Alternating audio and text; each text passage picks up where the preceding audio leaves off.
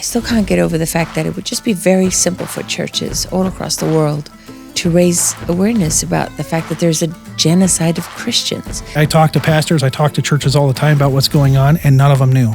None of them knew what was going on. I'll put it this way. If we don't intervene in Nigeria, millions and millions and millions of Christians are going to die.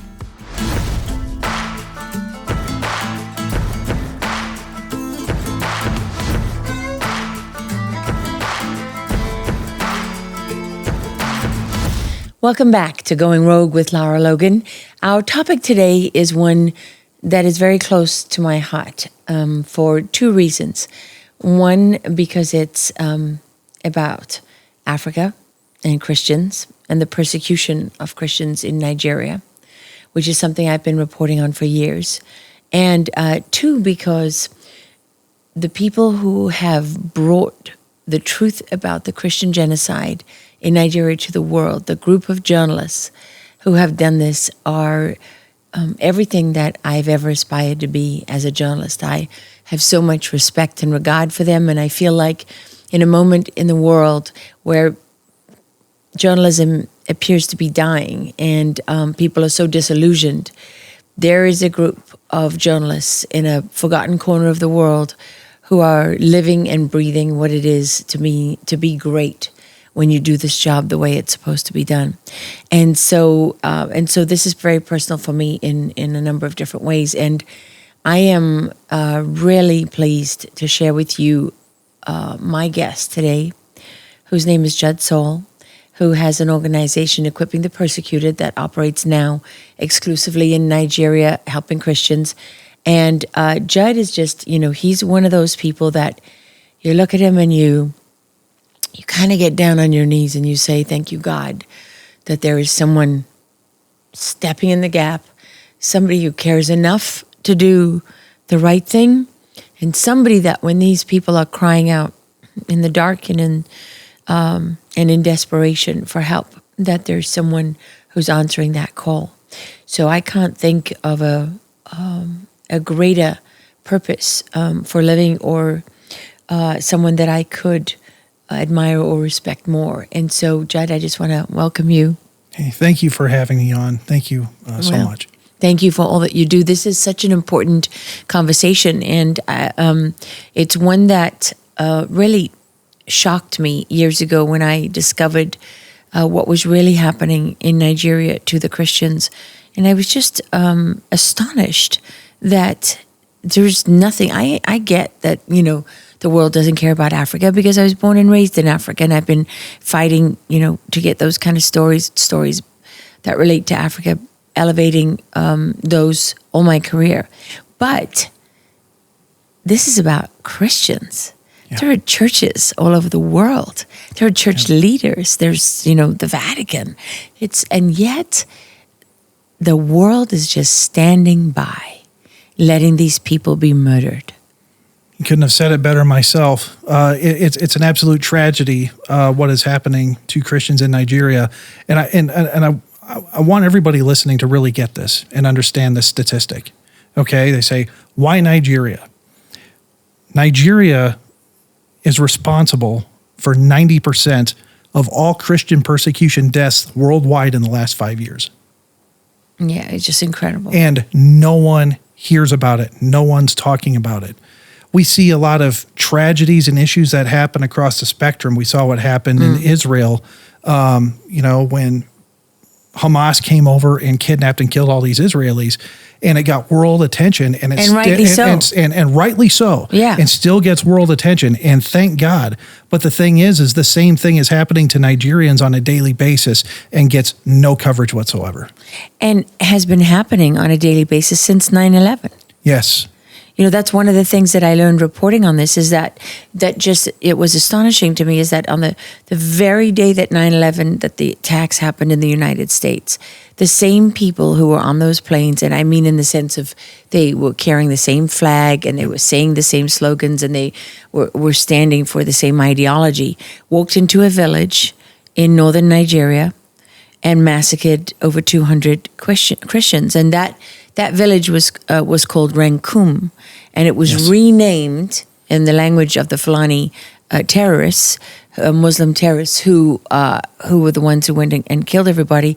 They took that village and they renamed it Mahanga because it is essentially the command and control center of this genocide. Yes, and the interesting part is that the Nigerian government knows it. The U.S. government should know it, and if they're paying attention, I hope they know it now. But this is where the majority of terror attacks are staged and launched from. And like I said, everybody in Nigeria knows where it's coming from. They see the terrorists coming in and out of Mahanga. And they chose Mahanga. I mean, translated, the word means watchtower. Watchtower, because yes. It's on high ground. Mm-hmm. And it was perfectly positioned for them for what began as a series that's now more than 20 years of attacks. 20 years of attacks and tens of thousands, no, I say hundreds of thousands have now been killed, staged from that ground. And wounded and forced out. And so that's killed. Over 100,000 Christians have been killed. Now, let's talk about the people that are still alive. They're now in camps called IDP camps, which stands for Internally Displaced Person. And we estimate that there's between 3 to 5 million IDPs right now. These are Christians without homes, without villages, that are living in camps. These are people who've been robbed of everything they had, who've been forced off their land, and basically are mired in poverty and misery because very often the Nigerian government won't even acknowledge their existence. No, they won't acknowledge their existence, and this it's a double-edged sword. So you have IDP camps. Then when the Nigerian government doesn't recognize an IDP camp within their own country, that means there's no UN, that means there's no Red Cross, that means there's no other NGO, official government organization, USAID, or what used to be USAID, means those people get zero help if the Nigerian government doesn't establish and say, this is an official camp. And we know that Nigeria government only recognizes 40% of the camps that exist. So that means 60% of these millions of IDPs get zero help from the outside world. It also, it raises the curious question of why does the Nigerian government not acknowledge the existence of these people? There's a few different reasons. One of the main reasons is the Nigerian government likes to lie to itself. And they also like to pretend that things are better than they actually are. And by doing so, if the Nigerian government says it doesn't exist, well, then the rest of the world says it doesn't exist. And that means Nigeria looks better on paper for whatever reason. Mm-hmm. And it's like a dog and pony show that the Nigerian government likes to play. Well, if you admit to the world that Christians are being systematically and intentionally massacred on your watch and cleansed from the land as they are being, then you have to do something about it. The world expects you to do something about it. Well, then you're supposed to do something about it. So there's the other part of this is that, yes, the Nigerian government is complicit, especially in the last 8 years with 2 Muslim presidents in a row where they have turned a blind eye to the killings and have done nothing to stop it. Well, when they actually know that killings are going to happen and they don't intervene. Yes, and that's one of the things. So as part of our organization, we created Truth Nigeria, a outlet for journalists in Nigeria to tell the truth. Because the Nigerian government doesn't want this information getting out. And if the Nigerian government doesn't say the story's getting out, they're not reporting it. And so we want to give an outlet to Truth Nigeria. So part of that project is we've been able to get intelligence and issue terror alerts. And so in 2024, we issued over 64 terror alerts. And you issue a terror alert when what is happening? So when we issue a terror alert, the police are notified, military is notified, local government officials are notified, the villages are notified. And they're notified of what? That there's an impending attack coming to your area. And how do you know that? Intelligence. From having your ear to the ground. From having our ear to the ground. We have our organizations operating in villages all over Nigeria, and people talk, people know things, and we've told people if you hear something, you hear something, see something, let us know. Okay, so just so people understand, you have your organization, Equipping the Persecuted. Yes. And that does what exactly? So Equipping the Persecuted was formed to be a boots-on-the-ground mission to respond to the attacks of persecuted Christians. So to the best of our ability and the resources we have, we try to respond to an attack within 48 hours with food, medicine, aid, anything we can do to help these people that have lost everything they had. And a lot of it, because when the villages are burned and razed to the ground, all the food supply is destroyed. They have no sleeping mats. They're just left with the clothes on their backs. And so the first thing they need is food. They need medicine. And then what became a big part of our mission is we now really help the wounded victims that are still surviving. So we pay for the medical costs of the surgeries. We send doctors in to treat the wounded. Wow. To help the kids that have machete wounds, bullet wounds. We try to patch them up and save as many lives as possible. So you have that on the one side, and then you decided to invest in Truth Nigeria, which is an extraordinary journalism site. Yes. Anyone who follows me, you probably have seen it on my feed. I put your stories out and your work out because there really isn't. I mean, there's a couple of people. There's a great guy, Tom Garba, and he has TG News, and he's worked, with the journalists of Truth Nigeria in the past. Yes. These guys are kind of all cut from the same cloth. They live and work in this extraordinarily violent and dangerous area where Christians are being hunted every single day, and yet they go out and they document the massacres and not just the killings, but the infrastructure and mechanism of the genocide.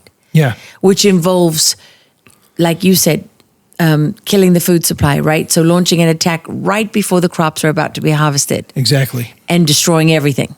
Right. So it's one of the tactics that they use for terror is they'll wait till the farmers plant the crops, grow the crops, and right before harvest, they'll come in, kill the village, they'll destroy all the crops. I mean, it's a form of terror that is demoralizing because you've got nothing left. Because they have nothing left. And they worked hard all year long to raise these crops, and now they're completely destroyed. Well, that's the thing that people don't realize, right? In America, you can just go to the store, you get whatever you want all year round.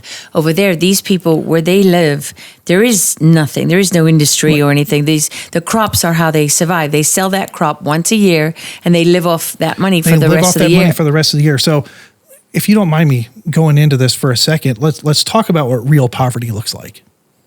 Okay, a lot of Americans and Westerners have a very, very perverted view of what poverty is. And Nigeria poverty means if you have a good job in Nigeria, you make $100 a month. That's a good job in Nigeria, $100 a month. That means you're successful. $100 a month. Now, imagine all that being taken away from you. You don't have television. You don't have power. They don't have running water. But making $100 a month means you're providing really good for your family. And all that's gone. Now you have nothing left. That is the terror that these Muslim terrorists are inflicting on Nigerian Christians. And also the terror of being asleep in your bed at night. Yeah. And hearing the motorbikes, because these terrorists, they like to come in on motorbikes, and then they just massacre everything that moves. Anything that moves, and the people that get killed most of the time are the ones that can't run fast enough, and that's the children and the elderly.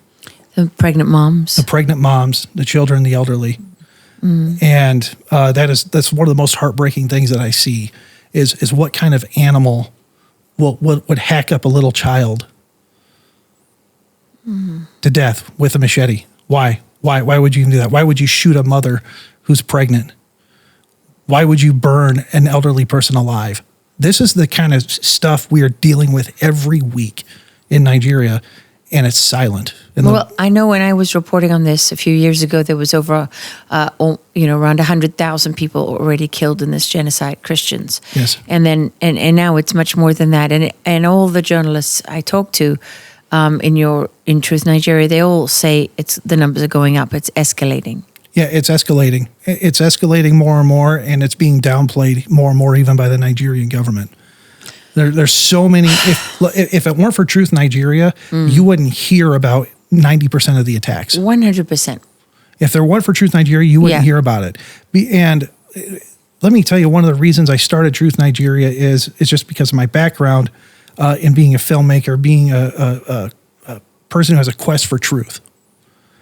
I ran into our journalists like Masara Kim, like Lawrence Zongo, and Mike O'Day.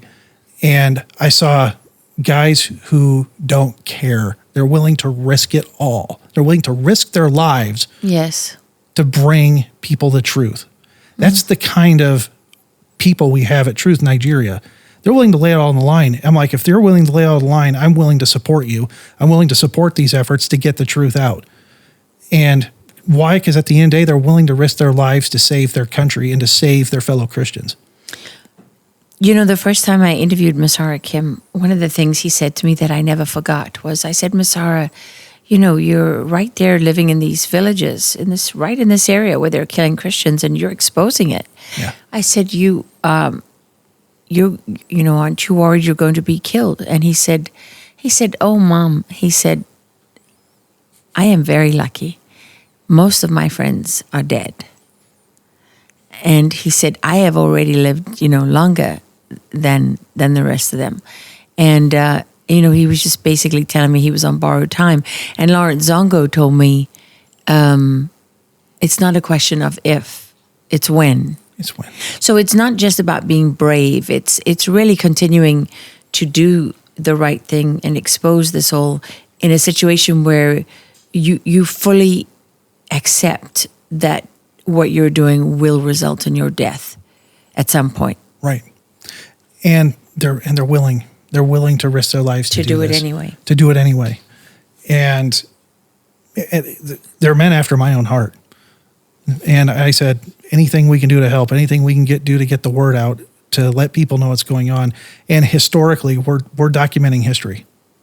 You are documenting history. Very, very true, because really the world would have no idea. And that's in part because the media in Nigeria is pretty much like the media here in the U.S. They sit in the capital cities like in Abuja, and they parrot the government narrative, and they don't go out and witness the killings. They're not in the villages. They have no idea what's going on, but they write with absolute confidence that it's fake news and conspiracy. Let me walk you through how Nigeria news operates. Okay. It's one of the most silly things I've ever seen, and it's laughable, but it's also super depressing at the same time. So, in order to get a story out of Nigeria and get it in Nigerian news, a government official has to call a press conference. And when the government official calls a press conference, that means the journalist can then show up, because all the journalists are getting money from the government to cover the stories. So if said government official doesn't hold a press conference, the story never happened, the incident it doesn't exist. It's incredible. And, you know, I have to say this because this will really, I think, help people understand what we're dealing with here. For years, the narrative of the Nigerian government has been parroted by the U.S. government. Yes. And they have literally blamed the killings on climate change. Oh, my God. I know it sounds incredible, climate change. And the reason they say that is because the people carrying out these attacks, the Fulani, who are mostly members of the Fulani tribe, which is a nomadic Islamic tribe, they say they're being forced to migrate because of climate change. And as they're moving south, because the north of Nigeria obviously is Muslim and the south is Christian predominantly. And so as they're moving south from the north of the country, they're going into these Christian areas, and that's where these clashes are happening. Yeah. So let me explain this real fast for the average viewer. You just have to take a moment and think about the absolute devastation and the goal of the United States Embassy, successive ambassadors, to literally pass this off as climate change. I don't think that there's a hell miserable enough for people like that. Oh, they're going to be suffering eternal judgment for what they've done here on earth and their complicity and willful ignorance. Let me explain how this works as far as the farmer-herder clash and then climate change, whatever you want to call it. I can assure you that when the Fulani ethnic militia, the Muslim terrorists, go into Christian villages, they're not coming in with cattle. They're coming in on motorcycles with AK-47s and killing everything that moves, and then destroying and razing the entire village. And yelling Allahu Akbar while they do it. Allahu Akbar while doing it. And has nothing to do with climate change. These are nomadic herders that have 500-year-old view of cattle farming, which just takes cattle and roams them wherever they want to roam them, regardless of whose property or land they're on. They have no idea what a ranch is. They have no idea what modern farming is or what modern cattle raising is. But the fact is they don't care. It's not about nothing to do with that. Nothing to do with that. It has to do with they are systematically taking over Nigeria, and they want to make Nigeria into a Muslim caliphate. Okay. Well, and well, if you go back historically, people don't realize that the capital of the Muslim north of Nigeria, Sokoto, was actually the capital of the first caliphate outside. Right when Usman bin Fodio, the first caliph, established the caliphate. So that was one of the earliest jihads. Right, it was one of the earliest jihads, but then the rest of the tribes people in Nigeria and the other tribes that said, hey, we don't want this, defeated them and shoved them back up north. Yeah. And then Nigeria was majority Christian. Yes, for a long time. There were African religions, but the British obviously came and brought Christianity. But when they brought Christianity, Nigeria was 70% Christian. Amazing. Now it's 50-50. It's 50% Muslim, 50% Christian. Because they've been killing. Because they have been going back to their systematic jihad. Now, look, Islam has conquered every civilization it's touched since 640 AD through three methods of jihad. One, cultural jihad. We'll move in, we'll blend in with the population as we're a minority. Then they start gaining a population, having lots of kids. Then once they get a population, they do political jihad. All right? And cultural. Then cultural jihad. Then after political jihad, once they have the political cover to do the violence, they go into violent jihad and take over territory. And that is how they have systematically taken over all of northern Africa. Well, and what's particularly interesting when you dig a little deeper is that the Fulani tribe doesn't just exist in Nigeria. They're in Sierra Leone and Senegal and right across the border, right? I mean, throughout the center and east of Africa and west. And for some magical reason, every country they touch turns into war. Yes, and when you turns into genocide and turns into war. Every country that they touch ends up turning into genocide and war. So in many ways, it's a power grab for the Fulani under the black flag of Al-Qaeda and Islamic Jihad and the authority of God, right? Under the authority of God. And the U.S. helps them. The U.S. helps them. And by blaming it on climate change. By blaming it on climate change or turning a blind eye to doing it. And putting a Band-Aid on a little bit of the humanitarian needs, but not fundamentally changing anything. And say they're helping. So I want to go back to Mahanga. I'm going to tell you something you probably don't know. But in Mahanga, right, the place where they're launching attacks from? That village. The Norwegians have just been building new houses for terrorists. Wow. The Norwegian Refugee Council? Yeah, the Norwegian government has been building new houses and for people in Mahanga. You cannot make it up. They're building they're building terrorist new houses in Mahanga as we speak. The same village where not a single Christian has been allowed to set foot if you go near since that first massacre. Yeah, if you go near it, you get killed.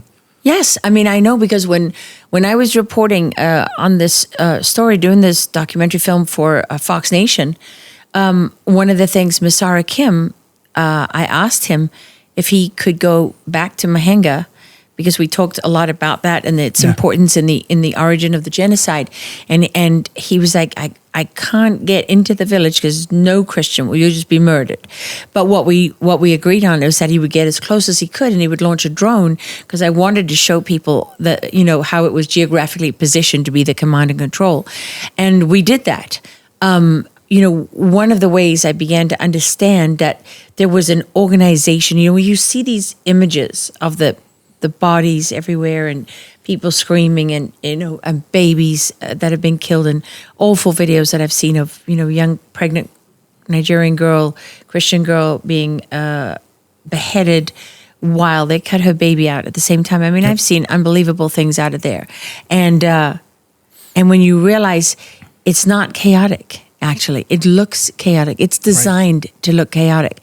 But when you are removing the food supply, not just for a month or a few months, but for the annual food supply, when you're taking away people's ability to stay on the land, when you're burning down not just their crops, but their homes, and then you don't allow them to come back, and you're trying to instill terror in them, because let's not forget, Nigeria doesn't have the Second Amendment. So most of these people, the vast majority for 20 plus years, have been unarmed, and many of them asleep, right? Well, Nigeria doesn't have a Second Amendment.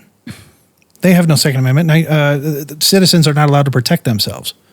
And so when Nigerian Christians try to protect themselves, a lot of the time, the Nigerian government goes and disarms them, and a week later, they get killed by these Fulani Muslim terrorists with AK-47s and what the Nigerians refer to as sophisticated weapons, military-grade weapons, 50 caliber machine guns. So for some reason, Nigeria doesn't have a Second Amendment, but the terrorists can run around with military-grade weapons with no restriction whatsoever. But the minute Nigerians want to protect their own villages, protect their farms, they get disarmed by the Nigerian government. No, they call them vigilantes, right? And they say it's illegal. Well, yeah. Vigilantes can exist in certain areas. So certain state governments allow vigilantes to exist and to oversee and watch their villages, but they get no help. They get no support from the government. They get disarmed quite a bit by Nigerian officials, and then they're left for dead. And this is what we're dealing with. So as part of our ministry with Equipping the Persecuted, one of the things we do is we come alongside those village security teams, and we do give them training. We give them communications. We give them bulletproof vests. Anything that we can do within a legal basis to help them as much as we can is what we do. And according to some of the Nigerians that I've spoken to, they reckon that you've helped about 400,000 persecuted Christians. Does that sound right? Yes.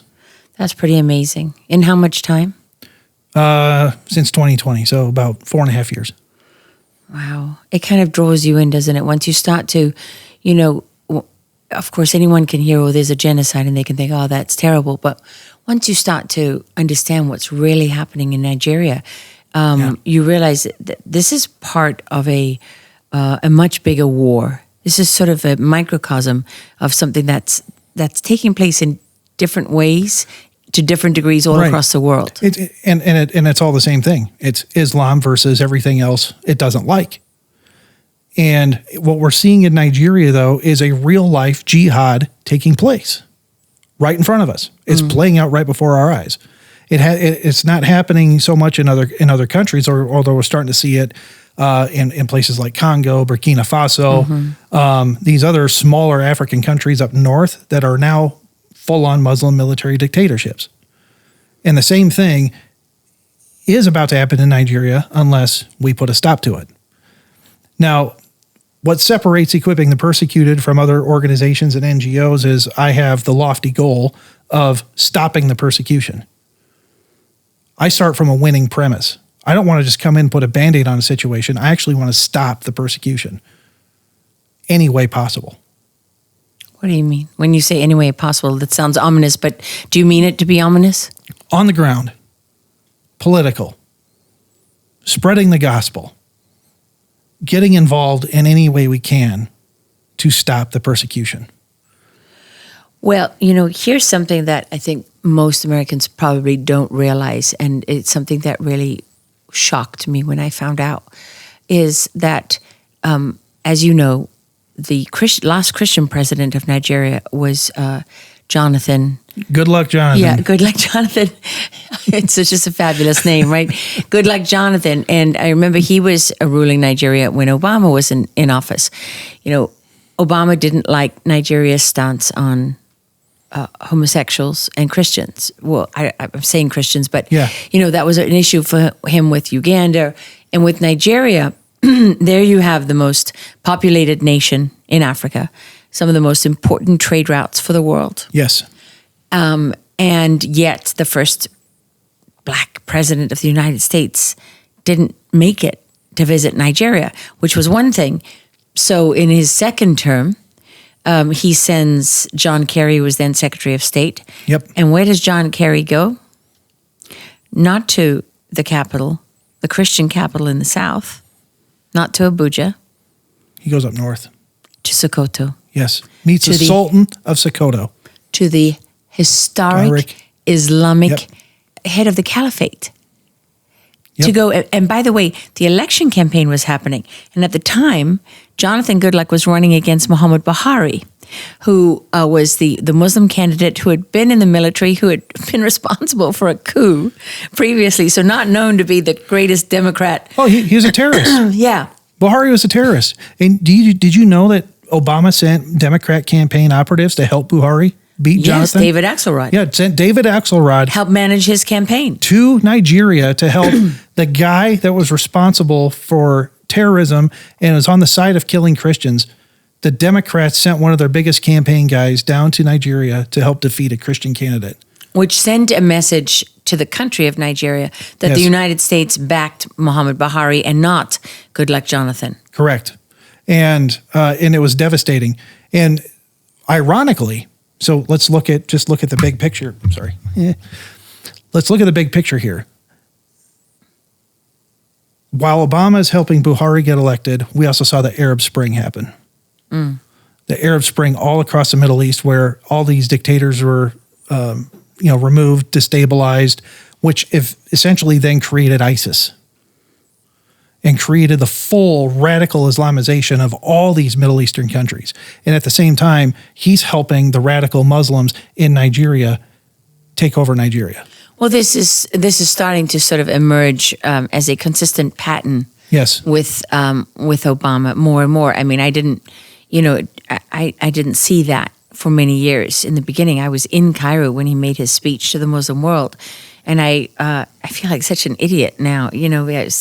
I really didn't understand what he was doing. I mean, yeah, he didn't fundamentally change the U.S. He fundamentally helped change the world for the worse. And how many people have been massacred and killed because of that radical Islamist push and backing that Obama did? well, over 100,000 Christians in Nigeria alone. In Nigeria alone. Now, how many Christians dead in Syria? How many Christians dead in Egypt? How many Christians dead in Iraq? Well, you can there's a direct correlation with Nigeria that is just astonishing. The fact that David Axelrod, a well-known American political operative, is working on the campaign of an Islamic candidate, is running against a Christian president. Yes. I mean, you just can't make that up. No, you can't make it up. And it did happen. It did happen, folks. I'm going to look at the camera. It did happen. They did it. So when you look at that and then you put that together with the fact that the U.S. is still trying to blame this on climate change, and then you look at what Obama did, to make it harder for Nigerian Christians to come as refugees to claim asylum in the U.S. Yeah. Trump went some way to addressing those issues. Then Biden sent it back, turned back the clock, and now Trump is looking at addressing it again. But you have to wonder if the Office of Faith that Trump has created, and then doesn't he have an office now in the DOJ to investigate the persecution of Christians? Persecution of Christians, yes. So we have been actively working, trying to contact people in the State Department, people in the new administration, to advocate on behalf of Nigeria. Right now, it's just kind of at the bottom of the list with all the other stuff that they're going on, the cutting, the gutting that's happening. But we as Equipping the Persecuted are actively contacting politicians and people in the State Department to say, hey, something needs to be done about Nigeria, and it needs to be done now. And it has to go farther than the big push of designating Nigeria as a country of particular concern. Well, yeah. I mean, this is the opportunity, right, for the State Department to raise their hand and say, okay, we're not gonna stand by any longer. Right. We're not going to stand by any longer. And I advocate for a very strong foreign policy in regards to Nigeria, predicated on the safety and the protection of Christians in Nigeria. Okay, well, let me ask you this, because one of the things that I just don't understand is why there are so few Christian leaders, whether they be church leaders, or the Vatican or anybody else, that seems to care about a genocide that is literally happening on their watch.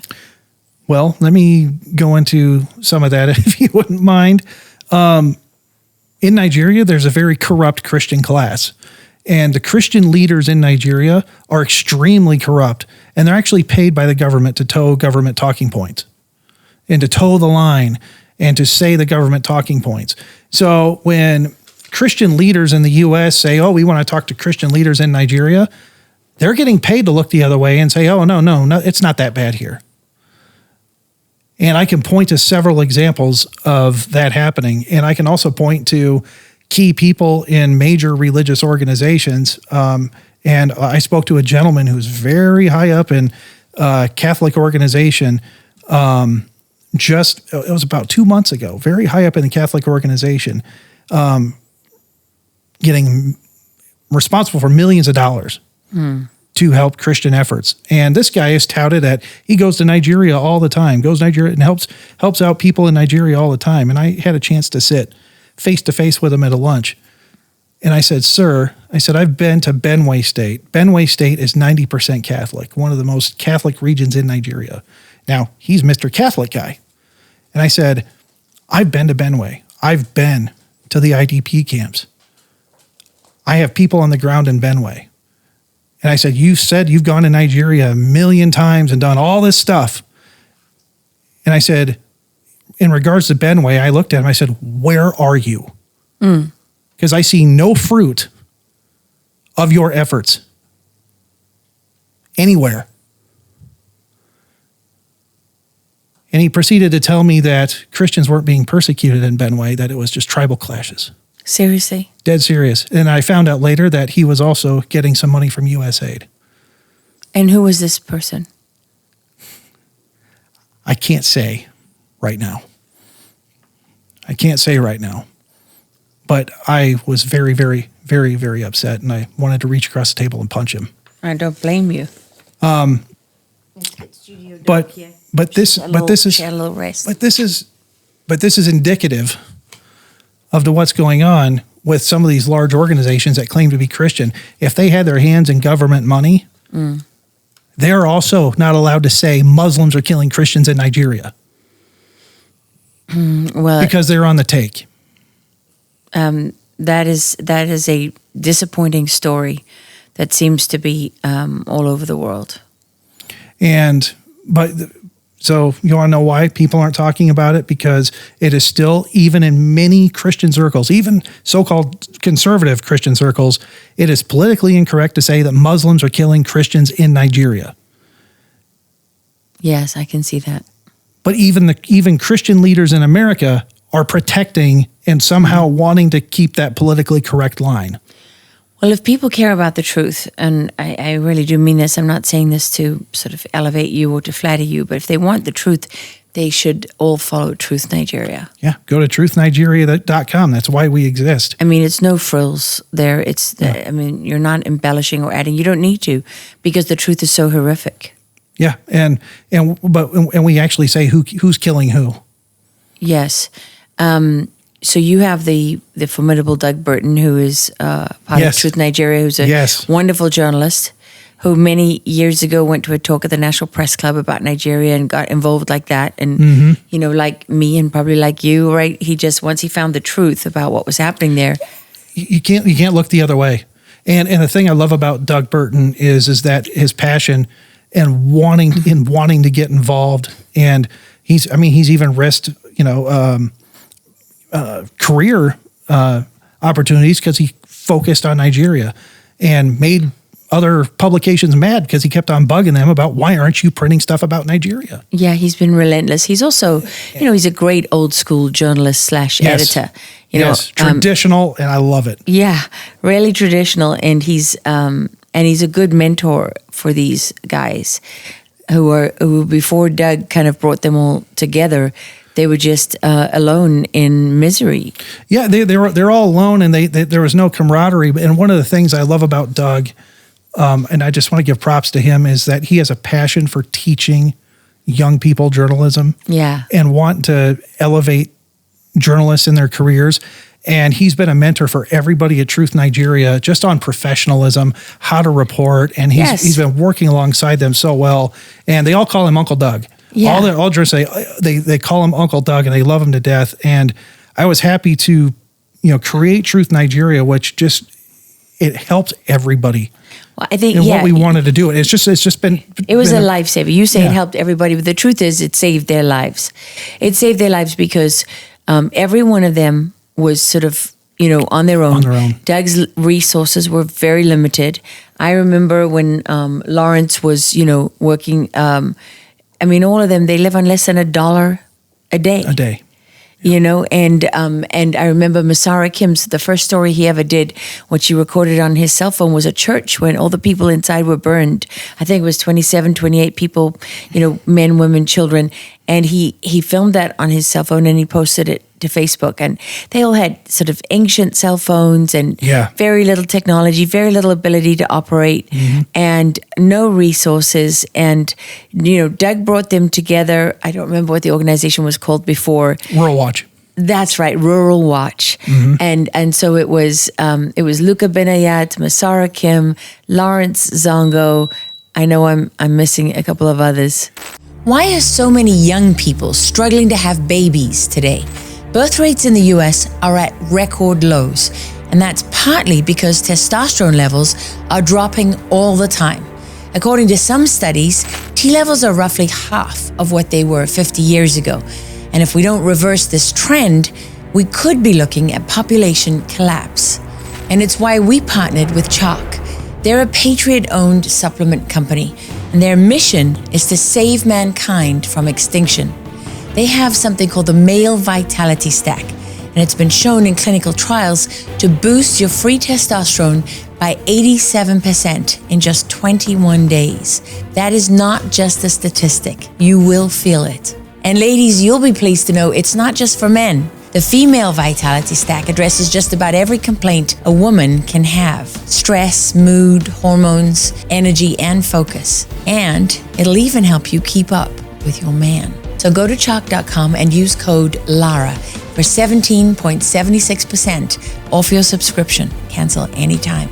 Or you can also call 50CHOQ3000 and tell them Lara sent you. You had all these guys, who were operating pretty much on their own. There was Masara Kim and Lawrence Zongo, Luca Benayat. I think Tom Garber was with them for a while before he went on his own, and Doug kind of brought them together. The first time I interviewed Masara, do you know that he had to go next door and borrow fuel for the generator just to have the power, to be on the phone? Yeah, that's. It might have been Lawrence that did that. Well, people have to understand that. I mean, it's like these guys don't have power. No. They don't have power. A lot of them don't have running water. Yeah. And so they're using outdated laptops, very awful cell phones to put together these stories. And then when we created Truth Nigeria, it's like, okay, let's get them a little equipment. Let's do a little bit of an upgrade here. Let's get some laptops out to these guys. And in certain instances, I don't want to give away specific areas, but there's a couple areas they can go to where they can have access to Starlink. So they have access to internet to be able to upload things and be able to do things they have. See. So we provided Starlink for them. Wow, that would have been incredible. So that's been a huge help to them. I mean, I just know so many times over the years now where, one time I spoke to Lawrence and he was in the back of a van and he was surrounded by corpses, taking people to the morgue. And, another time, 8 of his in-laws just got massacred. Yeah, just in the last 2 weeks. In a Sunday massacre, another bloody Sunday in Nigeria. Palm Sunday massacre. I mean, and they are, the level of brutality of these people when they go into a place is staggering. And they think they're doing it for God. They think they're doing it for Allah. They think they're doing a good thing when they do it. But they're murdering and massacring little children, the elderly, and anything that moves. And it's not humane. It's not a humane killing. They torture and kill. Yes. Well, actually, let's talk about that because one of the Truth Nigeria journalists, Mike O'Day James, he just did an interview with CBN, Christian Broadcasting Network, that got a little bit of attention. And one of the things that he talked about was interviewing these people who are kidnapped. Yeah. And who are held there's a bunch of camps, right? Truth Nigeria has done a lot of reporting on this. They're held in a series of camps in the forest. In the Rajana area, like Kaduna, between Kaduna and Plateau, kind of on the border in those areas. We know of 3 camps that are housing over 600 to 1,000 Christians right now that are kidnapped, that are being tortured daily in these camps. And when I mean tortured daily, they get beat when they defecate. They have to go to the bathroom. While they go to the bathroom, they get whipped. They get caned. They're being starved and tortured to death. And if ransom isn't paid up, they'll execute little brothers and sisters in front of siblings and video it and try to get that to raise money so the living relatives can get ransomed out of the camps. And this has been a thing with us as Equipping the Persecuted, is we are now getting calls when people get out of these camps, whether they escape or they're ransomed out, because they come out looking like Holocaust survivors. I've seen it. They're so malnourished. They have all these diseases and all this awful things going on with them. They can hardly walk. And so when they come out, we've come to their aid and get them medical care, nurse them back to health, get them spiritual health. I mean, pray over them and try to get them back into a livable type situation. In fact, there were 2 girls that just came out of the camp that Mike interviewed, and they missed school. They're trying to figure out a way to survive. And so we're coming alongside. We're taking 2 girls that came out of there that are 20 and 18, and we're putting them in school. We're paying for their school fees to make sure they get out, and we're enrolling them, one of them, into a nursing college because that's what she wanted to do. That you are doing God's work. And these are real people. All right? We can talk about statistics, we can talk about numbers, but these are sisters, these are mothers, these are children, these are grandchildren, these are real people. Yeah, I remember, I think it was Lauren sent me footage of one of these sort of reunions where a bunch of kids had been kidnapped from a school, which is consistent. I'm sure everybody remembers the Chibok schoolgirls. That was just in the early days. It's continued over and over and over again. And they'll take them in a group, and then those who can pay ransom, right? Or the parents will pay a ransom, collect and pay a ransom. They don't even know who's coming out. They don't even know who they're going to release. Yeah. Like they go there waiting to see if their loved ones will appear. And so many of them couldn't walk. I mean, it was hard to watch. Yeah, they feed them maybe once every 2 weeks. 2 weeks. They give them no care, and they beat them and torture them on a regular basis. And when they figure out if the family's really poor and they can't scramble money from anywhere, they just execute the family. Yeah, they'll just execute the family. They'll execute the kids in front of them. One girl that I talked to witnessed 20 people killed in front of her eyes. Good Lord. Including her sister. Well, here's another one that will make people upset, and should make them upset, is when the Chibok schoolgirls happened. Remember, Michelle Obama stood out there with bring back our girls. Bring back our girls. Yeah. Hashtag bring back our girls. So I've spoken now to a number of different people in intelligence, and the U.S. had located that group of girls within hours to a facility not very far from where they were kidnapped. Right. And had the men standing by. I mean, there is AFRICOM, and we have a lot of resources, People were standing by and they were raising their hands. And they were saying, okay, we know where they are. Let's get them. And Obama said no.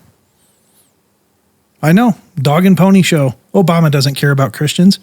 He doesn't care about the plight of innocent Christians. He's helped governments execute hundreds of thousands of Christians through his policy, and he knows what he's doing. He knew what he did.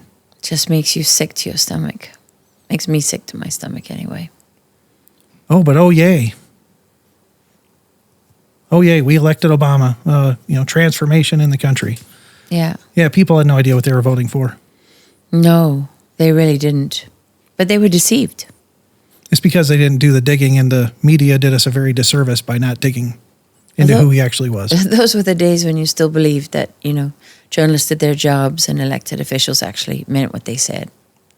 At least some of the time. Not for me. I was always a skeptic, but that's... but no, this is what we're dealing with. We're dealing with the aftermath of this, and people really need to take a hard look in the mirror and really look at not what they say, but what they do when it comes to politicians, when it comes to people. It's not what they say, it's what do they do, and then look at their underlying philosophy of life and where it comes from. And that's the biggest mistake that the media in the United States does. And that's the biggest mistake that people, when they're voting for a politician, they listen to what they say. They don't pay attention to who they are, what they do, and what their fundamental belief system is. No, and with Nigeria, ostensibly we are still a Christian country. Yes. Right? Yes. So you would think that there is a duty to stand for other Christians. There's a duty to stand for other Christians. There's a duty for Nigerian Christians to stand for other Christians. Now, I want to go into this from a ministry standpoint. So we are a ministry. We're equipping the persecuted. We are unapologetically Christian, and we do share the gospel, which doesn't get us a lot of Christmas cards from other NGOs. But one of the things that we found in Nigeria, and it's the same problem here in the United States, is that there is what I call the heresy of pietism, a pietistic mindset in Nigeria where they felt that it was sinful to get involved in politics and that it was sinful to defend yourself. It's sinful to stand up and protect your family. We call it pietism. It's a very error in Christian teaching that says Christians should stay out of politics and government affairs. I would argue that that's got nothing to do with Christian teaching. And that is Marxist, globalist teaching. That it's not just in Nigeria, it's all over the world. Why do you think Steve Maxwell founded the Remnant Alliance? Because... Yes. Oh, exactly. But, I'll kick back on that. I know where pietism was invented. Where? It was invented before Marxism. Yes, it was. You're right. Pietism was invented by the Lutherans. Actually... In the German king, with Frank and Spinner, because the German king got tired of Christians bugging him, telling him what to do. So he paid with German money, government money, to fund an ideology called pietism, which encouraged Christians to get out of politics. I will add to that. It actually began with an organization that was founded a few months after the United States was founded as a country. In Bavaria, the leader of Bavaria at the time, Weishaupt, established the Illuminati. And the Illumins, who monitored and tracked the movement of pilgrims coming to the United States to set up this country and didn't take it very seriously, were shocked when the British Empire was defeated. Yes. And so they studied, how did this happen? Because now they've been blindsided. So they formally organized. The Illuminati was tasked with infiltrating the Masons, because the Masons were the most powerful secret society at that time. And they were tasked with studying, figuring out exactly how they lost such important strategic ground and such a big battle. This is true, yes. And what did they find? They read in the letters of the 13 colonies that it was organized in the congregations of the churches. Yes. So that is when they then began, for the next 100 years, to try to infiltrate the congregations. And it didn't achieve what they wanted, so they then went, at the turn of the century, for the seminaries. Yes. And revolutionary theology was born out of the Catholics but implemented by the Lutherans. Implemented by the Lutherans and pushed forward by the Catholics. And there was a deliberate, so it's not just to render Christians neutral on the right side, it's to eventually turn Christians to the left. It's to destroy Christianity entirely. Right. And so look at every church that's embraced liberation theology and revolutionary theology. All of them are falling apart. All these once great churches have all completely disintegrated. Because they have nothing to do with God. Because they have nothing to do with God. They've embraced a false gospel, which has replaced the Lord and salvation in Jesus Christ with social justice.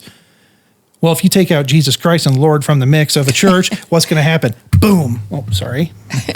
Boom, it's going to blow up. Yeah. And so, but we're seeing the same effect in Nigeria with Nigerian Christians. Which is very interesting because what you then see coming out of that is this idea that the churches have to separate themselves from politics. Right. But then politics is infested into every part of life. Right. So it basically means you're creating these little bubbles. Do you know, I actually interviewed pastors. One of them told me that for his first 13 years as a pastor, he was a secular humanist. So he Doesn't literally... surprise me. How can you be a pastor and the word secular be anywhere near you? I mean, it means you don't even believe in God. And then other pastors told me about pagan rituals inside the seminaries, taking place inside the seminaries. Yeah. So I mean, this is why the Remnant Alliance was born, which works with pastors to show them how they have. This doctrine doesn't come from God. It's not in the Bible. It comes from revolutionary theology, which is a tactic to subvert God and the faith. Yes. And it is permeated everywhere. And so as an organization in Nigeria, we work with pastors and we teach them that it's okay to get involved in politics from a biblical standpoint. We teach them that it's okay to defend yourselves from a biblical standpoint. And we've had pastors come up and just hug us crying in tears saying, we knew something was wrong with this teaching. We just couldn't figure it out. Thank you for helping us. Wow. And that's one of the other ways that we stop the persecution in Nigeria is we correct the bad theology. I do want to acknowledge Bishop Wilfred. Let me make sure I say it. Anagbe. Anagbe, yes. Yes, Bishop, because he's been so brave. Yes, Bishop Anagbe is a wonderful man, and he's really doing the Lord's work. He's speaking up. He's a Nigerian pastor. Yeah, and his counterparts, Nigerian bishop. Nigerian bishop, but his counterparts are angry at him and tell him to shut up. Because they don't want the truth. And there's another bishop I'd like to acknowledge, Bishop Dugu, who's also doing the Lord's work. Now he's from the north, right? He's from he's from Benue. He's from Benue. There's another one from the north. Let me see what's his Bishop Kuka. Bishop Kuka. So there are Catholic priests that are speaking out. Yes, but they are doing it against the orders of their counterparts because. In the organization, there's a lot of corruption in there. And the same thing with all the other denominations. And they're being threatened. They're being threatened. It'd be a miracle if they survive. There's called the Equa denomination. There's Baptists. There's different Pentecostal denominations. And there are pastors in all these denominations that are starting to speak out. But the larger organizations are trying to tell them to be quiet. You're just going to make things messy for us. And let's reflect for a moment on what they're quiet about. I mean, can you paint a picture for people at this genocide? What is happening? It began, with the takeover of Rankum, which was renamed Mahanga, and that operates as the kind of command and control center. Right. And then what happened? And then what happened is they have systematically destroyed well over 300 to 400 small communities that are all now Muslim. So the Christians, they go in there, often on motorbikes, often high, right? I've seen... the Fulani terrorists, yeah. Yeah, and they just, they kill everything. They kill everything they can. They use up all their bullets, and if they run out of bullets, they use machetes, and they go kill as many as they can. And then, remember, so it could be a small amount, 50 dead, 100 dead, and I even hate to say that in those terms, but then now... everyone else in that community is now displaced. Yes, and they burn the churches down. They burn the churches. The first thing they do is they try to kill the pastors and they burn the churches. That's the first thing they go after. And I mean, and most of Nigeria is blissfully unaware. Because, one, they're not getting the news. A lot of them aren't hearing about what's going on. Yeah. Because if it's not in the Nigerian news, no one knows about it. And that's why Truth Nigeria is there, and that's why we're trying to get as much awareness about this as possible. But yeah, I really, and where do people find you, by the way? Truthnigeria.com, Truthnigeria.com, and then they can partner with us at equippingthepersecuted.org. That's equippingthepersecuted.org. We'll have a link on the website, and we'll post it on social media as well. Thank you. Because you're not one of those organizations that's stealing from the taxpayer and wasting the money. You're actually really doing God's work in Nigeria, and it's quite something because this has been going on for a long time now. This is more than 20 years. Yeah, and I just like to say this and just get this out there. I created Equipping the Persecuted because I'd been going to Nigeria for over 10 years, and I saw the persecution increase, and I saw no one doing anything about it. I saw a lot of organizations talking about it. I see people come in and do photo ops, but I saw no real on-the-ground action happening. And that's why I created that's why I created Equipping the Persecuted.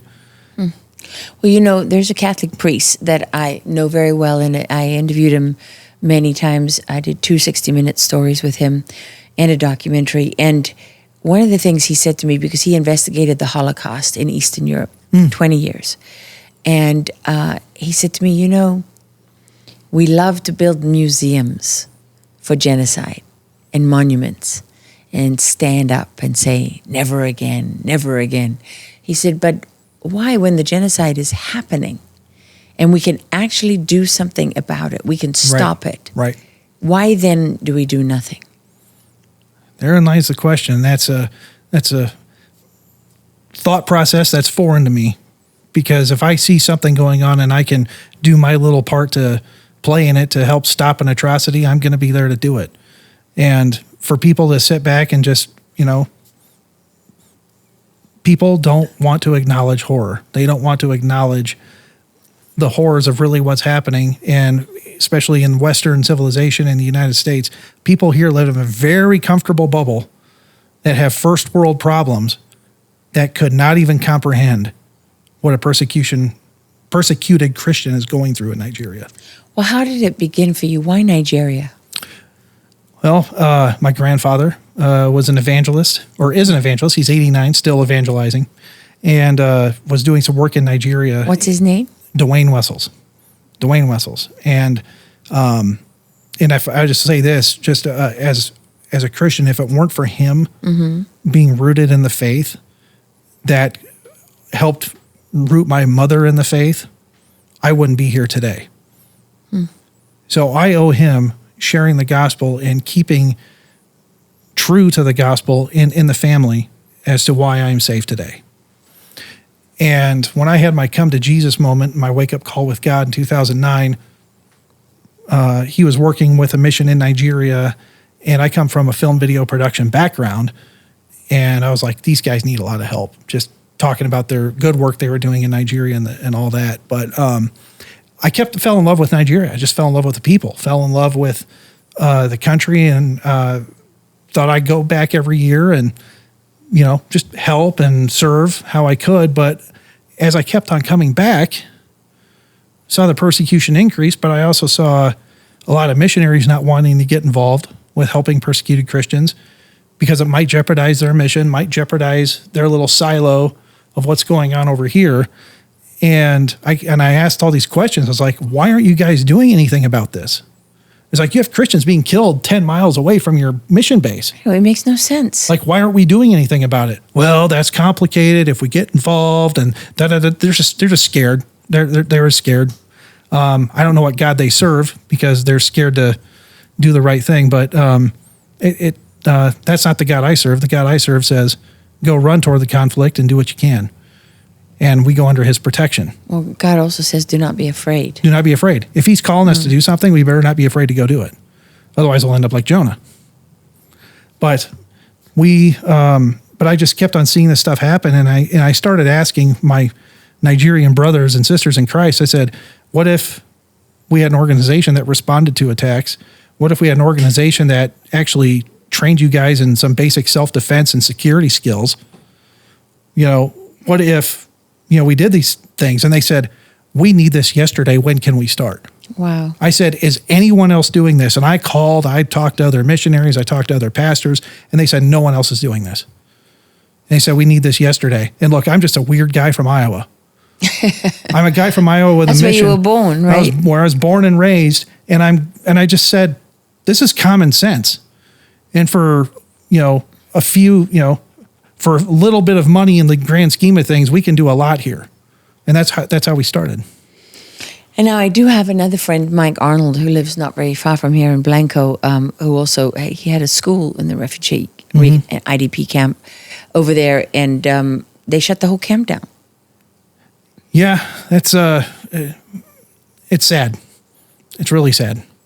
I mean, the government is pretty brutal. The government is, the government's brutal. They're, like I said, they're turning a blind eye to what's going on. But if they don't like a certain location, like a certain place, and when they move IDPs, like refugees in their own country, to another location, that's not their own land. They're on someone else's land. It's not government land. It's some other tribal land. And so you're putting people on land that's not theirs. Well, and you're taking them from land that was theirs. And you're taking from land that was theirs. I mean, and for generations. So imagine you're another tribe. You have your own dialect, your own culture, your own mini culture. You don't want those people there. Pushed to another land where completely foreign to them. You don't have the same culture, have the same customs as the other tribe on the land you're on now. And that's what the Nigerian government does. It's just, okay, we're going to take you survivors. Bloop, here you go. No infrastructure. Have fun. Try to survive. And then, well, if you import 3,000, 4,000, 10,000 people into a new community that's never had an additional 3,000 to 10,000 people in the community. Yeah, you create problems. It creates a lot of problems. And that is one of the biggest issues that IDPs face. And they get no government protection or support. Is the government working with the terrorists? Certain parts of the government are, yes. I would without a doubt. I mean, we've got reports of military coming into a community saying, all right, everybody just lay down, and they watch the terrorists drive by to go to attack the next town. It's terrible. And we have seen instances where military or police engaged in a fight against terrorists, and they're shooting the bullets above the heads of the terrorists, and the terrorists are shooting bullets above the heads of the security for a dog and pony show and photo op, just to say, we engaged the terrorists, and they never really did. Well, I know there was one story that Truth Nigeria did that, extraordinary reporting on, and that was the death of Deborah Emanuel. Yes.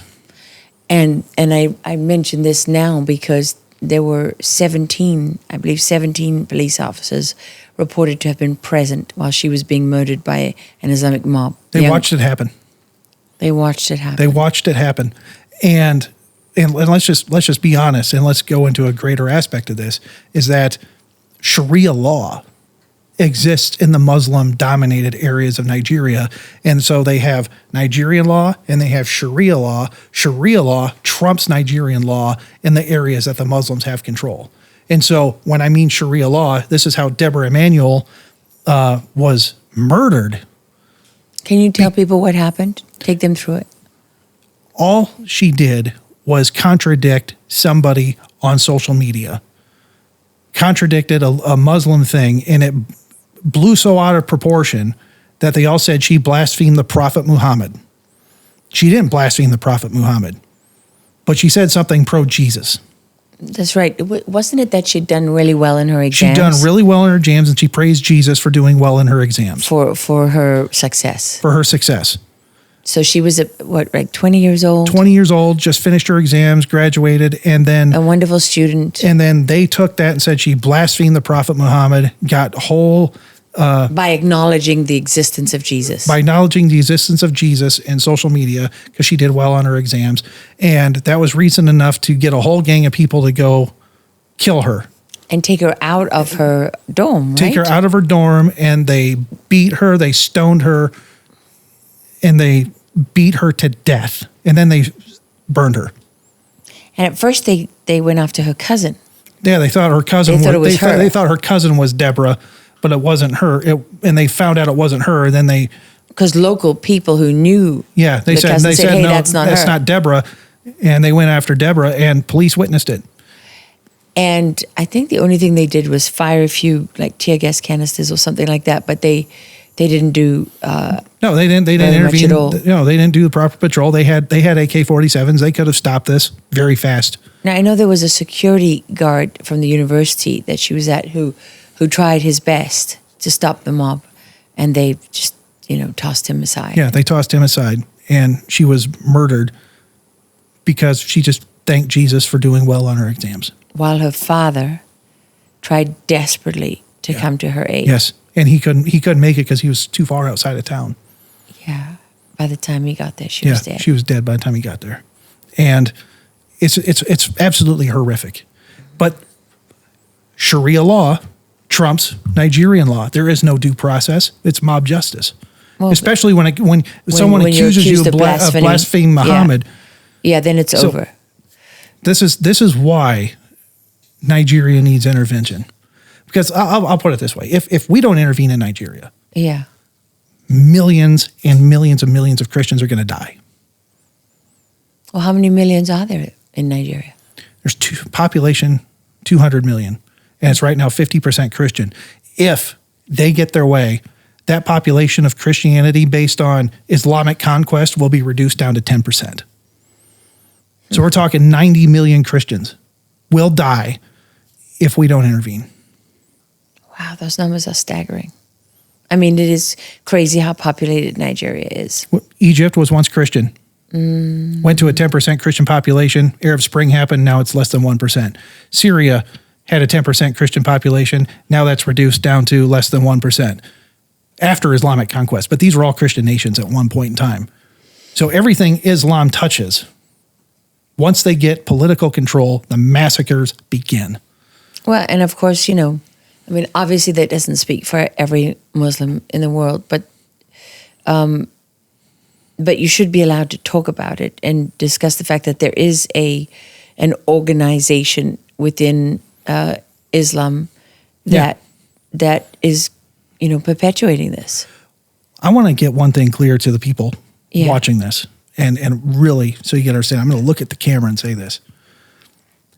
The common story I get from survivors of these attacks is the Muslims came in, they did business together, they were neighbors together, their kids played together, until the one day the attacks occurred, their neighbors were gone.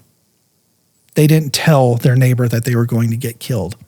And in many instances, survivors saw their neighbors partake in the attacks of killing their neighbors. Their neighbors saw their Muslim counterparts come in and kill people in their own village. These were people that they lived with, they dined with, did commerce with. And they killed their neighbors. They killed their Christian neighbors. So when the time comes that they are given the order, it's time to attack, they will either flee or participate in the attack. But they did not warn their Christian neighbors. And I get this from every survivor in every village that I talk to. They say the same story. Jewish people said the same thing during after the Holocaust. Yeah. And Yazidis said the same thing in northern Iraq. I mean, this is what happens. It's another thing that Catholic priest told me, Father Desbois. He said genocide, wherever you find genocide, you will find collaborators. Always. Always. And he said the collaborators are always the neighbors. They're always your neighbors, people that you had a good relationship with, and they couldn't believe it. I'll just tell another story. I know we're going long, but I'll tell another story. Is that I talked to a woman who was a teacher in a village. She was a teacher in a village, and they just stuck the gun in through her room and started shooting up the place, killed all of her family. And then they peeked in the window and said, "Oh, this is Auntie, our teacher, blah, blah, blah, blah, blah, blah, blah. We shouldn't be doing this. We shouldn't be doing this." And the other kid goes, "She's a Christian. Doesn't matter." And they sprayed more bullets in the house and got her in the leg and got her in the arm. left her for dead. Wow. This was their school teacher.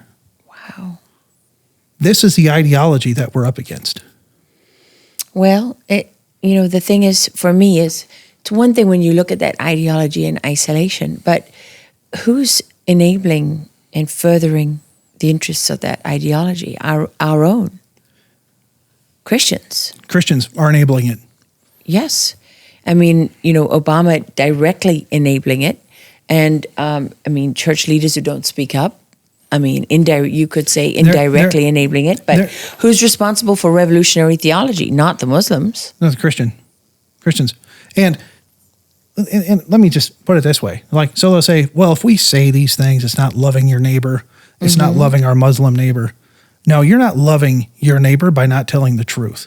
Yes. Well, you are not loving your neighbor by ignoring what is happening and what you're up against. Just because you want to have a persona of being nuanced and nice. Oh, look at me. Oh, golly gee, I'm the nice guy that never says anything negative. Well, there's a lot of people like that. Right. It's evil and it's sinful. Mm. They call themselves men of God. Mm-hmm. They're not men of God. Mm-mm. They are hirelings. They are hirelings because they are cowards for not acknowledging the truth and speaking truth. And they're going to lead their parishioners down the wrong path of their inaction and their willful ignorance. Now, of course, when you talk about these, the Fulani as Islamic terrorists, you always, what the counter is going to be. They're going to say, oh, they're not terrorists. They're not, extremists. They're just nomadic tribesmen. And, people want you to misunderstand when you see the headlines coming out of it. There were people who saw the headlines about Boko Haram, which was the first Islamic terrorist group that really got headlines out of Nigeria with the kidnapping of the Chibok schoolgirls. And then they went rampaging across Nigeria and pretty much were swallowed up by the ISWAP, right? Which ISIS of West Africa province. Yes. And now there's still pockets of Boko Haram? Yeah, because, they had their own profitable terrorizing, kidnapping, killing businesses going on, so they don't want to fully merge with ISWAP. So there's been some splinter groups and some splinter associations. Just like anything in any major crazy religious ideology, you're going to have all these splinter groups that form and do their thing, but the vast majority is commanded by ISWAP at this point. Well, and they all believe in the same ideology. Yeah, they all believe in the same ideology. Which is that they're fighting for Islamic rule and Sharia across the world. Yeah, they want to create Nigeria into a caliphate. And let me say this, if they take Nigeria, so goes all of Africa. Based on what? The population, the natural resources that are in Nigeria, that is like the key to Africa because Nigeria is the most populous nation in Africa. And if they get Nigeria, they'll be able to take over every other African country real fast. It would definitely have a cascading dramatic effect. Cascading effect. Yeah. So what are some of those resources that Nigeria has? Very rich in oil, very rich in lithium, uranium, gold, major resources and natural deposits, which are all going to waste because of the insecurity problems. If Nigeria didn't have this terrorist problem, this Islamic problem, and they were able to get security back in the country, and they were to tap into the resources that are available in Nigeria, Nigeria would change overnight and be a very prosperous African country. Well, how about also if intelligence agencies like the CIA and MI6 stopped interfering? Well, if they would stop interfering in the political affairs and advocate for the enemy, and they should start advocating for the good guys, you'd see a lot of change happen. But right now, and I really believe this, that the Obama and Biden administrations turned a blind eye to Africa because their buddies, the Chinese, are starting to infiltrate and buy up Africa in hordes. Well, not just starting, right? I mean, that's well advanced. They're well advanced in Nigeria, and they're getting a hold of these resources. That's part of the Belt and Road Initiative. That's what China calls it. Belt and Road Initiative. Where they're offering cheap loans to build strategic locations like airports and harbors and so on. Right. And then these countries can't pay the loans. They default and China owns the territory. Correct. And China doesn't care about the massacres, the ideology. As long as they have their piece of the pie and nothing interferes with their operations, they're just going to keep on going. And so if they can get advantage by helping terrorists so they can get control of X land over here, they'll go do that. I still, I still can't get over the fact that it would just be very simple for churches all across the world to raise awareness about the fact that there's a genocide of Christians. It's not a genocide of, you know what I mean? Of anybody else. This is your group. Look, and I'm praying, and I'm praying, and I talk to pastors, I talk to churches all the time about what's going on, and none of them knew. None of them knew what was going on. So, like even today, they don't know what's going on. They do, a lot of pastors, they're concentrating on their churches, concentrating on their flock, and they don't pay attention to the news or what's going on out there. I know, it's not just the news, though, right? Right. But it's Christian. It's Christian activity. But the other thing is, I've run into churches where they said, "Well, you're doing a really good ministry. You're doing a lot of great work, but this topic is really depressing." Oh, yeah. Yeah, it is. This topic is really depressing. So that goes against their live your best life now, happy, happy, love, love, love, joy, joy, joy, nothing bad ever happens, praise Jesus. Theology. And I do run into that. I'm dead serious. I had a pastor tell me that this topic was too depressing to talk about in his church. That is not surprising. Sadly, it's not surprising. No, sadly, it's not surprising. It doesn't mean you shouldn't speak out against it. It doesn't mean you shouldn't try to change it. Just because it's not surprising doesn't mean it shouldn't motivate people. At the bare minimum, he could talk about, say, hey, our brothers and sisters in Nigeria are being killed. Let's pray for them. I would take that. You don't have to promote my ministry, promote my mission, but just bring it up to your people so we can get more prayer and more involvement. But it's too depressing. Well, it's going to be even more depressing for them when it comes home to roost. Yes, I agree. I know what God I follow. I know whose side I'm on. What do you think, is based on what you're seeing on the ground and the trends? I mean, as I understand it, from a number of the Truth Nigeria journalists, they all agree that the pace and the ferocity, the intensity of these mass murders of Christians is escalating. It's going up. It's escalating. It's escalating. It's not stopping. But here's an interesting thing: is there is hope. Why? What do you mean? There is. Well, there's hope in the Lord Jesus Christ, and there is hope for the people. That's why we're on the ground dealing with it every day, trying to help these people. Because when we come to help them, you'd think they would be bitter towards God. You think they would have, why did God abandon me?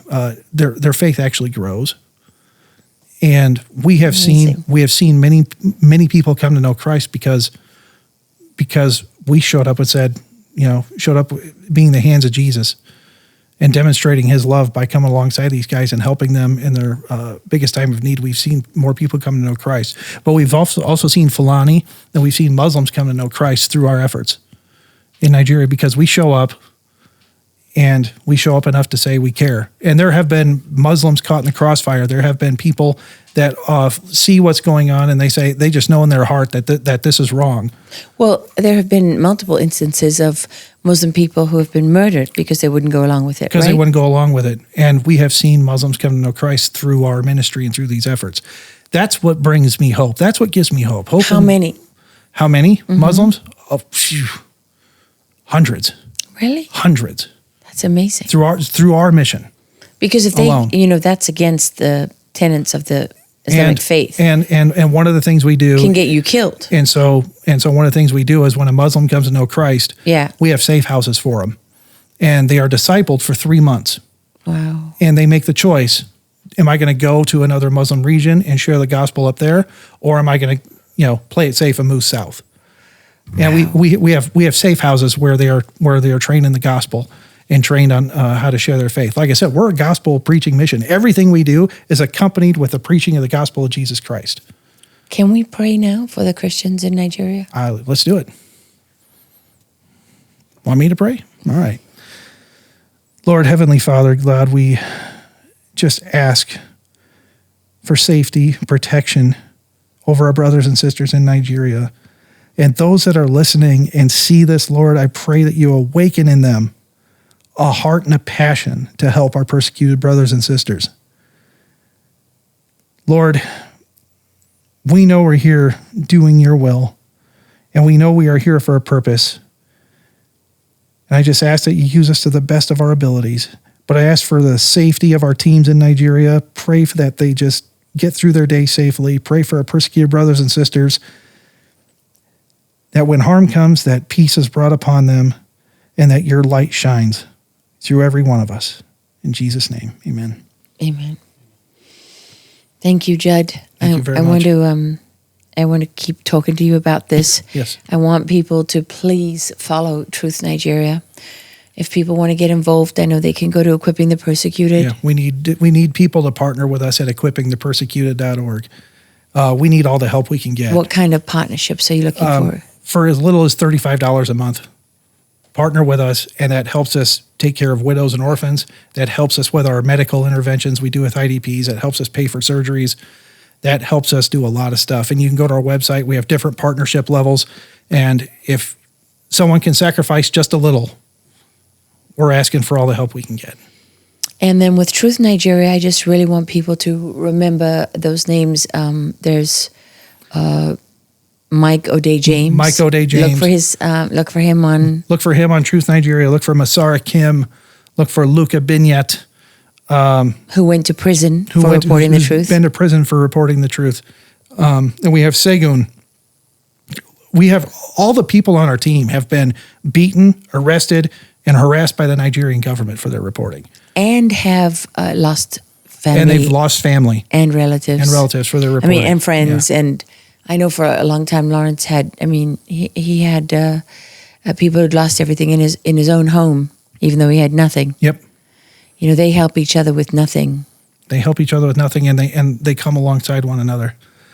And they help each other out. And the least we could do is give them a little boost. And really, what would you want to say to Christian organizations across this country? There's amazing places like Liberty University, that do a lot to educate children in the Christian spirit and faith. What do you need from these people? We need more involvement in Nigeria from them. But they also need to get involved with the right people and the right organizations on the ground in Nigeria. And pressure the State Department and the Trump administration. And pressure and talk to your congressman, talk to your senator, call President Trump, call the State Department, tell them to intervene on behalf of persecuted Christians in Nigeria. And educate themselves on what is happening on the ground there, right? And use Truth Nigeria as a resource to educate yourself. Yeah, it's incredible that there are so many that are killed on a daily basis. Christians, I just want people to remember and think about this. Christians are murdered every day in Nigeria just for being Christian. Yeah. And that should be something that should be on the conscience of every Christian, right? Every Christian should be praying about this. So there you have it. You can go to laralogan.com and like, share, subscribe. We would be so grateful if you would share this episode with as many people as you can. If you would talk to your pastor or your priest, people in your congregation, if you would encourage leaders in your community, if you're a student at a Christian university or Christian school, this is something that you should be speaking about. This is something that is not very difficult to understand. And this is something, this is a place, one thing I've learned about Nigeria, one thing I know about Africa is when you help these people, it's a dollar goes a long, long way. Dollar goes a very long way. And our organization stretches that dollar as far as it can go to impact the most amount of people. So wherever you are, don't turn away from this and move on to something else. It would mean a great deal to a lot of people if you were to understand and to speak up. So thank you so much, Judd, for being here with us. Thank you for everything that you're doing on the ground in Nigeria. We salute your organization and those amazing journalists. Man, I love those guys. They inspire me. They remind me of what journalism is supposed to be at its finest. They're doing the Lord's work out there, and we love to come behind them and just give them that extra boost. Yeah, it's more than that. You give them more than that. So thank you so much for watching Going Rogue with Lara Logan. This was a heavy topic, but you can handle the truth.